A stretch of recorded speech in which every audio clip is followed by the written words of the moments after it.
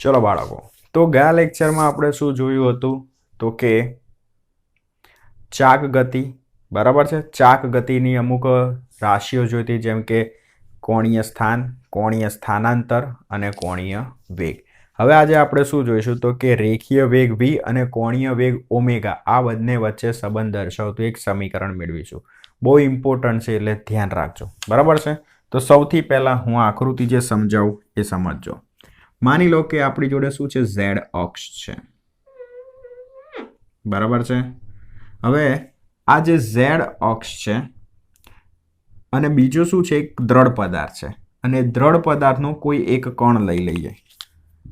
हवे आ कण शुं करे छे आ z अक्ष ने अनुलक्षीने चाक गति करे छे। तो आपणे बतावी दईए बराबर है। तो आ जे कण छे ए z अक्ष ने अनुलक्षीने चाक गति करे छे एटले के कणनो गतिपथ केवो मळ्यो वर्तुळकार। वर्तुळकार गतिपथ छे एनुं आ शुं रहेवानुं केंद्र C। केंद्र C थी कणनुं जे स्थान छे ए अक्षने केवुं छे लंब छे एटले वर्तुळनी जे त्रिज्या हशे ए शुं थशे कण माटे अक्षथी अंतर थशे। एने हुं बतावीश r लंब वडे बराबर। अक्षथी लंब अंतर छे एना माटे थईने कण अत्यारे कया स्थान पर छे P स्थान पर छे। अहींया एक बिंदु O लई लो, संदर्भ बिंदु O। संदर्भ बिंदु O थी आ जे कण छे एनो स्थान सदिश आवशे r।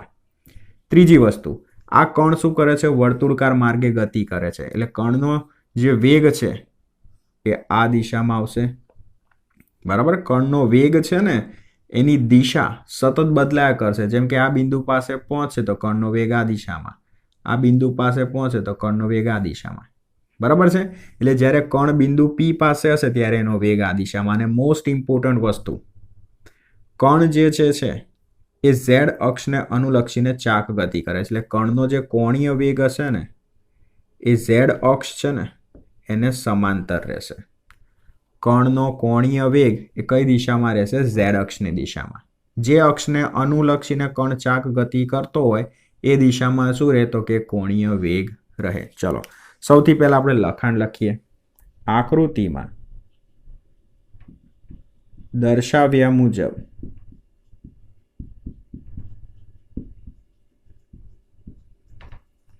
दृढ़ पदार्थनो कोई कण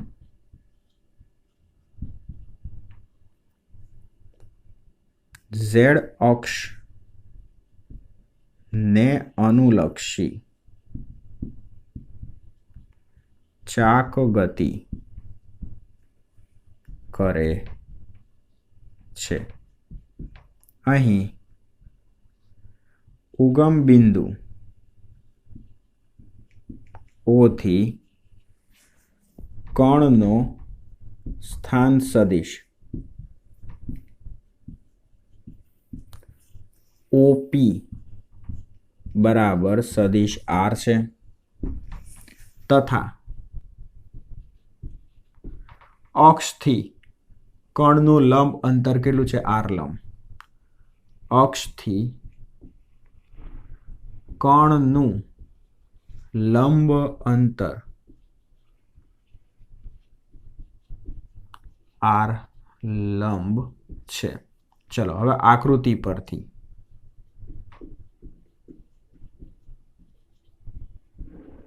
तो कोणीय वेग ओमेगा क्रॉस सदिश r। हवे सदिश r एटले आ शुं थयो OP थयो। तो सदिश r नी जग्याए हूँ शुं लखी शकूं OP लखी शकूं आवी रीते क्रॉस सदिश OP। हवे OP नी जग्याए हूँ शुं लखी शकूं तो तमे जुओ आपणे चेप्टर नंबर 4 नी अंदर एक टॉपिक भणी गया सदिशोना सरवाळा माटे त्रिकोणनी रीत। तो आ सदिश r एटले के सदिश OP छे शुं छे आपणा माटे परिणामी सदिश। तो OC अने CP बंने शुं थया त्रिकोणनी बे बाजुओ ज थई ने एटले हूँ OC अने CP आ बेनो सरवाळो करूं एटले मने परिणामी सदिश मळे। एटले हूँ OP नी जग्याए शुं लखी शकूं तो जुओ ओमेगा क्रॉस सदिश OC वत्ता सदिश CP लखी शकूं। हवे ओमेगा ने अंदर गुणी दઉં तो सदिश ओमेगा क्रॉस OC वत्ता सदिश ओमेगा क्रॉस સીપી. આને હું કહી દઈશ સમીકરણ નંબર 1. પરંતુ સદિશ ઓમેગા ક્રોસ ઓસી, સદિશમાંથી અદિશમાં ફેરવું તો ઓમેગા ઇન્ટુ ઓસી સાઇન થીટા. હવે તમે જુઓ, ઓમેગા અને ઓસી બંને કેવા થશે? એકબીજાને સમાંતર થશે, એટલે બંને એક જ દિશામાં થશે. તો થીટા શું થશે? 0 થશે. ઓમેગા ઇન્ટુ ઓસી સાઇન 0. તો ઓમેગા ક્રોસ સદિશ ઓસી બરાબર વેલ્યુ શું થશે? 0. સમીકરણ નંબર 2. એવી રીતે સદિશ ઓમેગા ક્રોસ સદિશ સીપી, સદિશમાંથી અદિશમાં લખીએ તો સીપી સાઇન થીટા. હવે તમે જુઓ, ઓમેગા અને સીપી બંને કેવા છે? પરસ્પર લંબ. તો થીટા કેટલો આવશે? 90. Omega into CP sine 90. તો સદિશ ઓમેગા ક્રોસ સદિશ સીપી ઇઝ ઇક્વલ ટુ શું હશે? Omega CP. પણ સીપી એટલે શું છે? આર લંબ છે. બરાબર. સમીકરણ નંબર 3. 2 અને 3 ને 1માં મૂકતા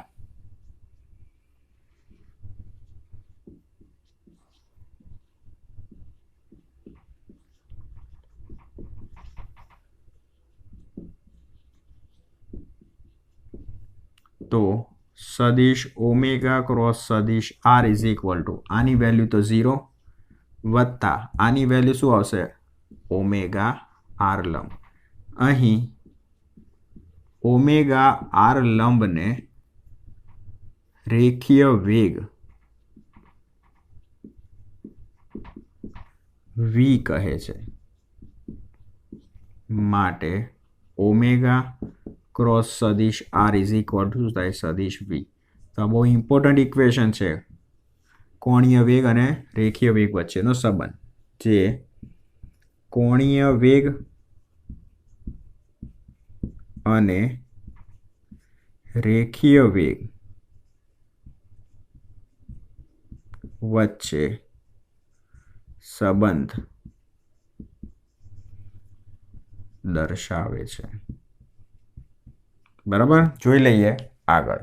ચલો બાળકો, તો હવે આપણે વાત કરીશું તો કે કોણીય પ્રવેગની. એકદમ ઇઝી છે. તો સૌથી પહેલા વ્યાખ્યા લખીએ તો કે દ્રઢ પદાર્થના કોઈ એક કણના કોણીય વેગના ફેરફારના દરને કોણીય પ્રવેગ કહે છે. બરાબર છે. હવે કોણીય પ્રવેગને શેના વડે દર્શાવે? ખબર? આલ્ફા વડે. વ્યાખ્યા શું કીધી છે? કે કોણીય વેગ છે ને એના ફેરફારના દરને, એટલે કે ડી ઓમેગા બાય ડીટી, આને શું કહેવાય? તો કે કોણીય પ્રવેગ કહેવાય. બીજી રીતે મારે વ્યાખ્યા લખવી હોય તો કોણીય વેગના ફેરફાર અને તે માટે લાગતા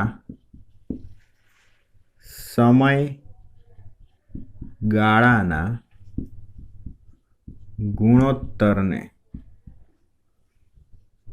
કોણીય પ્રવેગ કહે છે. બરાબર. તો કોણીય પ્રવેગ બતાવીએ આપણે સદિશ આલ્ફા વડે.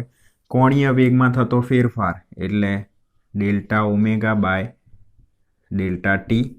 કોણીય વેગમાં થતો ફેરફાર છે એમાં સમયગાળો, બેનો ગુણોત્તર. હવે અહીંયા સમય કેવો છે? સૂક્ષ્મ. પરંતુ ડેલ્ટા ટી સૂક્ષ્મ હોવાથી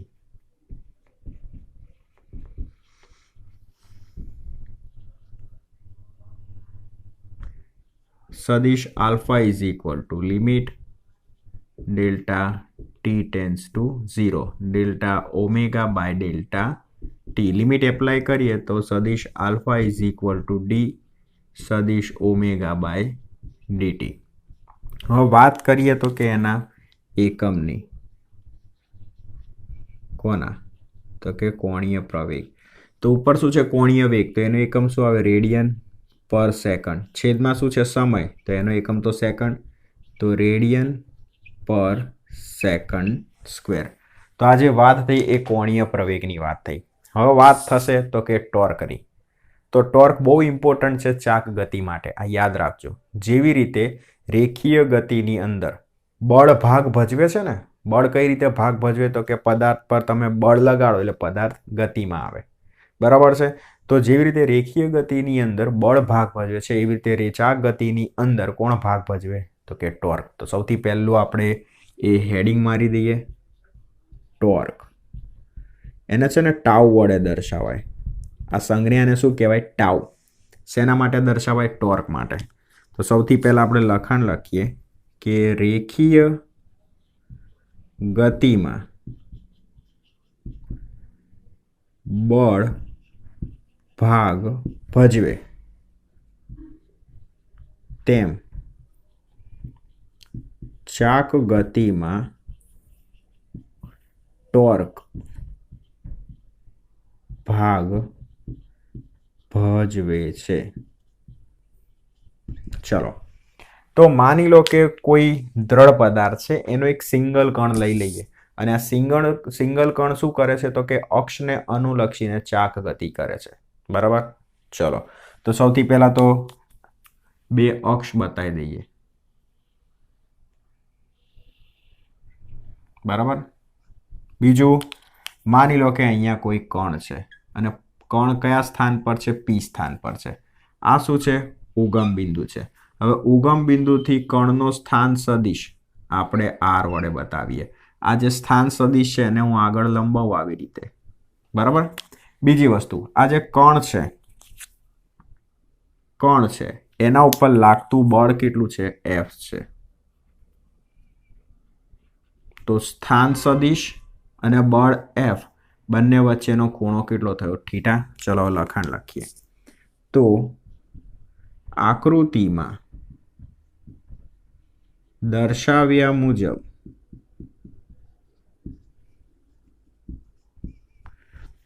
ઉગમ બિંદુ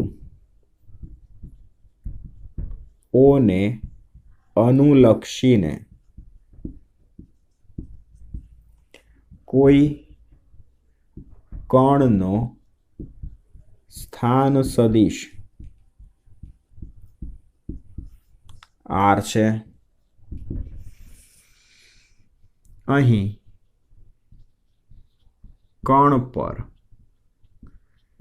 લાગતું બળ સદિશ એફ તથા બળ એફ અને સ્થાન સદિશ આર વચ્ચેનો ખૂણો કેટલો છે? તો કે થીટા છે.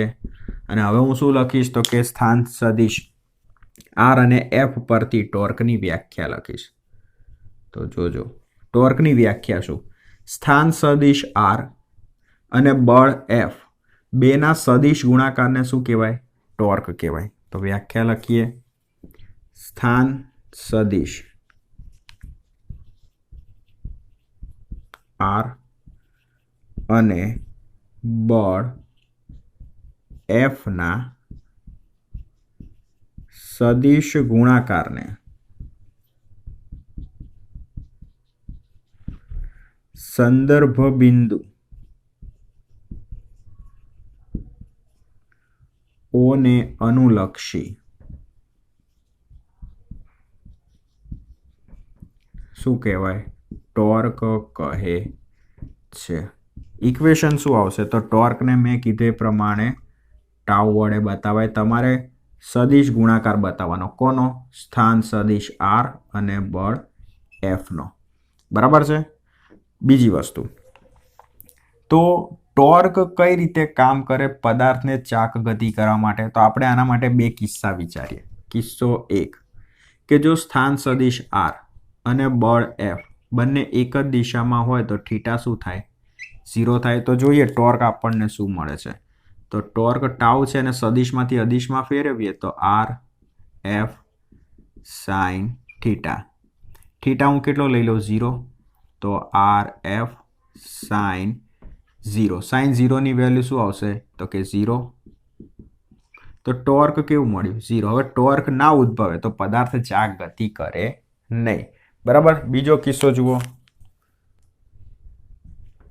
R અને F બંને કેવા છે પરસ્પર લંબ છે. તો થીટા એટલે શું થાય 90 ડિગ્રી. તો જોઈએ ટોર્ક હવે ઉત્પન્ન થાય છે કે નહીં. RF sin 90. sin 90 ની વેલ્યુ શું થાય 1. Torque tau is equal to શું થશે RF. તો ટોર્ક ઉત્પન્ન થયું. ટોર્ક ઉત્પન્ન થાય તો પદાર્થ શું કરે ચાક ગતિ કરે. તો અહીંયા આપણે સૌથી પહેલું લખાણ લખીએ કે જ્યારે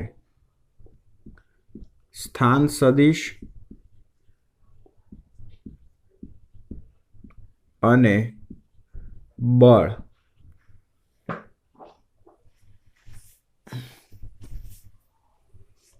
પરસ્પર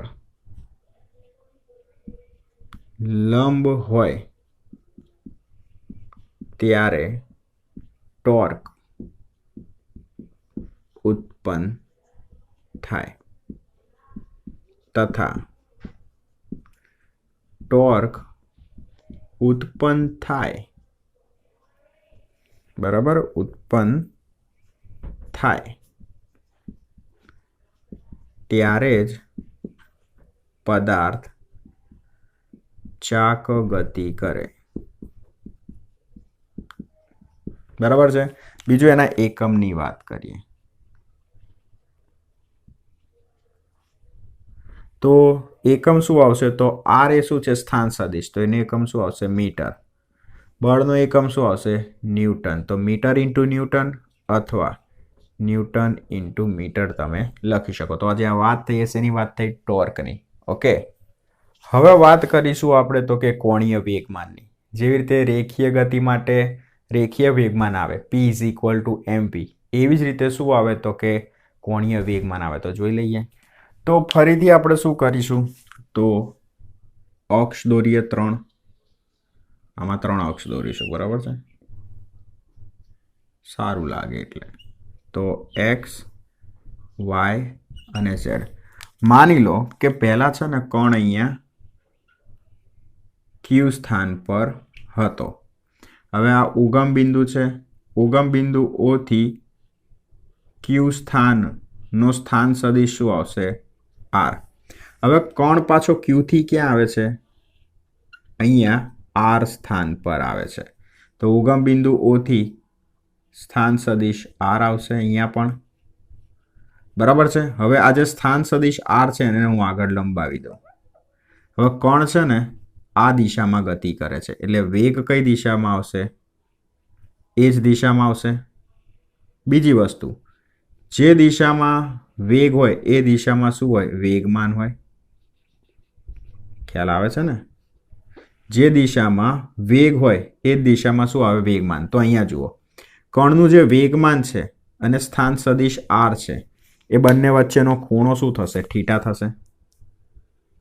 બરાબર છે. આ શું છે આપણો કણ છે. પહેલા ક્યાં તો Q સ્થાન પર હતો.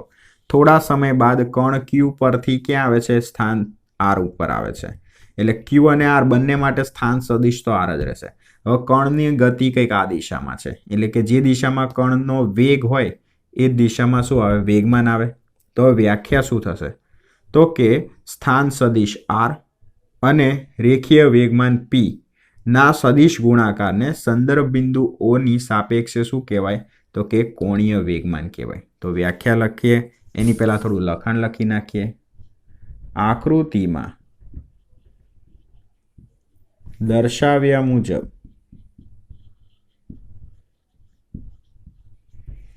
કણ બિંદુ Q થી બિંદુ R પર આવે છે તથા તેનો બિંદુ R પાસે O ની સાપેક્ષે સ્થાન સદિશ R છે. કણનો વેગ કેટલો છે V. અહીં કણનો વેગ v તથા તેનું વેગમાન કેવું પણ રેખીય વેગમાન સદિશ p is equal two mv છે. કણનો વેગ જે દિશામાં હશે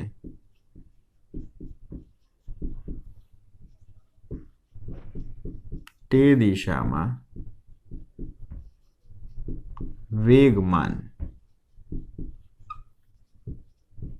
હવે વ્યાખ્યા લખીએ તો સ્થાન સદિશ r અને રેખીય વેગમાન p ના સદિશ ગુણાકારને સંદર્ભ બિંદુ ઓની સાપેક્ષે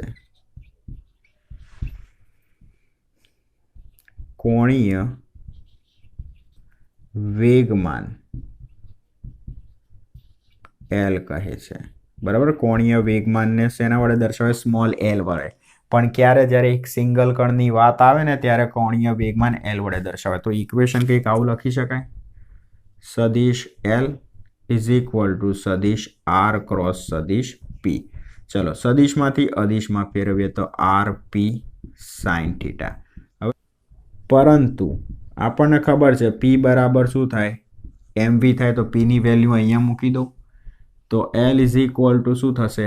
mvr સાઇન થીટા. હવે હું અહીંયા બે પોસિબિલિટી વિચારીશ કે સ્થાન સદિશ r અને વેગ v બંને એક જ દિશામાં હોય તો થીટા શું થાય? 0 થાય. તો કોણીય વેગમાન શું મળશે? તો mvr સાઇન 0. તો કોણીય વેગમાન મળશે 0. કયા કિસ્સાની અંદર? તો જે દિશામાં સ્થાન સદિશ હશે એ દિશામાં વેગ હશે. તો બીજી પોસિબિલિટી તો કે સ્થાન સદિશ r અને રેખીય વેગ v બંને પરસ્પર લંબ હોય, થીટા કેટલો થશે? 90. તો કોણીય વેગમાન L is equal to mvr sine 90. તો કોણીય વેગમાન શું થશે? mvr. તો કોણીય વેગમાન તમને ક્યારે મળે? જ્યારે સ્થાન સદિશ અને વેગ v, સ્થાન સદિશ અને વેગ v બંને પરસ્પર લંબ હશે ત્યારે. બીજું એના એકમની વાત કરીએ. એકમ દળ એનો એકમ kg, વેગનો એકમ મીટર પર સેકન્ડ. r એ શું થશે? સ્થાન સદિશ. તો kg મીટર સ્ક્વેર પર સેકન્ડ. ઓકે. હવે આપણે વાત કરીશું કોણીય વેગમાનના કાર્ટેઝીય ઘટકો. કોણીય વેગમાનના કાર્ટેઝીય ઘટકો. તો માની લો કે સદિશ r is equal to x i caret plus y j caret plus z k caret છે, તથા સદિશ p is equal to px i caret py j caret વત્તા pz k કેરેટ. મારે સદિશ r ક્રોસ સદિશ p કરવું છે. બરાબર. તો કાર્ટેઝિયન ઘટકો આપેલા છે તો મારે શું કરવું પડે? નિશાયક લઈને જ ઉકેલવું પડે. i caret j caret k caret. તો સ્થાન સદિશ r છે તો એના ઘટકો x y z, px py pz. બરાબર.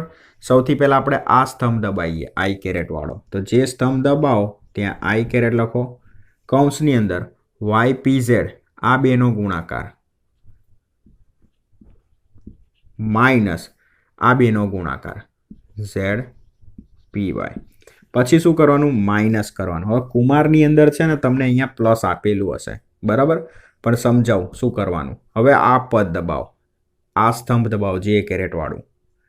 કૌંસની અંદર શું આવશે? PZ into x minus ZPX. હવે માની લો કે આ કૌંસ ખોલ નાખો તો માઇનસ નિશાની અંદર જઈ જશે, બરાબર છે, એટલે આ શું થઈ જશે? પ્લસ થઈ જશે, બરાબર છે. હવે કુમારોને શું કર્યું છે? અહીંયા પ્લસ કર્યું છે, પણ આ જે પદ છે ને એ આગળ છે અને આ પદ છે એ પાછળ છે, બરાબર. મેં અહીંયા શું કર્યું? ઇઝી રહે એના માટે થઈને હંમેશા તમે જ્યારે આને ઉકેલો, બરાબર, તો હંમેશા જમણી બાજુથી ડાબી બાજુ તમારે ગુણાકાર કરવાનો આવે. એ પેટર્ન રહે ને એના માટે થઈને અહીંયા હું શું કરું છું? માઇનસ. જેમ કે તમે જુઓ, પહેલાં આ સ્તંભ દબાવ્યું તો PZ into Y, PZ into Y minus PY into Z, બરાબર. એટલે હંમેશા પહેલાં જમણી બાજુથી ડાબી બાજુ ગુણાકાર કરવાનો. જેમ કે આને હું દબાવું તો હું શું કરીશ? જમણી બાજુથી ડાબી બાજુ PZ into x minus Z into PX. ખ્યાલ આવે છે ને? એ પેટર્ન જળવાઈ રહે ને એના માટે થઈને અહીંયા હું માઇનસ કરું છું. બાકી તમારે કુમારની જેમ કરવું હોય તો શું કરવું પડે ખબર? પહેલાં આ દબાવો ને તો પહેલાં આ બેનો ગુણાકાર, પછી આ બેનો, પછી જે કેરેટવાળું દબાવો ને એટલે પહેલાં શું કરવું પડે? આ બેનો ગુણાકાર કરવો પડે, પછી આ બેનો. એમાં ઘણીવાર તમે ગૂંચવાઈ જાઓ. એટલે શું કરવાનું? હંમેશા યાદ રાખવાનું જમણી બાજુથી ડાબી બાજુ, બરાબર. આ યાદ રાખવાનું. ચલો, વત્તા ત્રીજું સ્તંભ દબાઈએ K કેરેટ, તો જવાનું ક્યાં? જમણી બાજુથી ડાબી બાજુ YPX